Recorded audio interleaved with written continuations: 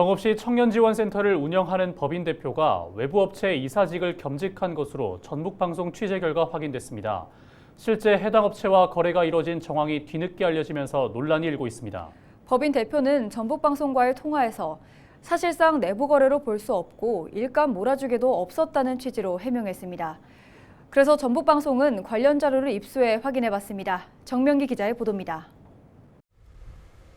정읍시 청년지원센터를 운영하는 민간 법인이 정읍시에 제출한 2021년도 정산 보고서입니다.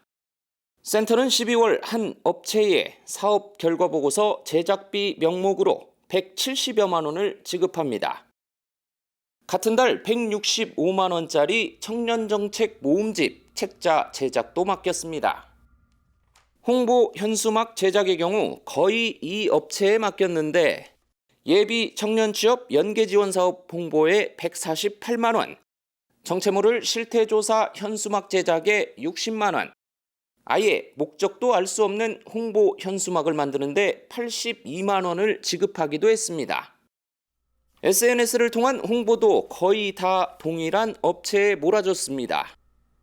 2021년 한 해 동안만 70만 원을 지급했는데 역시 무슨 목적을 위한 홍보비인지 전혀 알 수 없습니다.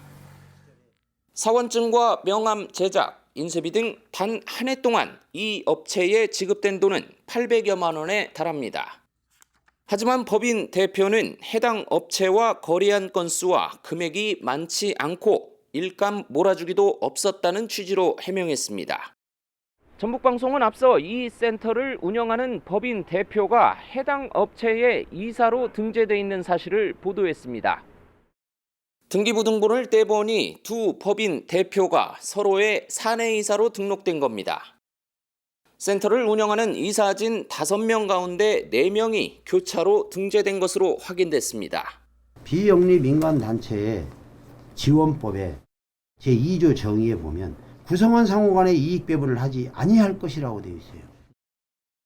이와 관련해 정읍시가 지난해 자체 감사를 벌인 결과 내부 거래에 관한 정산 소홀 등이 문제가 돼 기관 경고 처분을 내렸던 것으로 파악됐습니다. 하지만 부적정하게 집행하면 환수할 수 있는 지방 보조금과 달리 민간 위탁 사무에 해당해 환수할 수 있는 관련 규정이 명확하지 않아 논란입니다. 실비 성격의 직접 사업을 직접 했기 때문에 내부 거래로는 보냐 안 보냐예요. 내부 거래를 하면 안 되게 돼 있거든요. 내부 거래죠. 그런데 법이 환수가 안 된다. 정읍시의회는 관련 조례 보완을 정읍시에 요구했습니다. 헬로티비 뉴스 정명기입니다.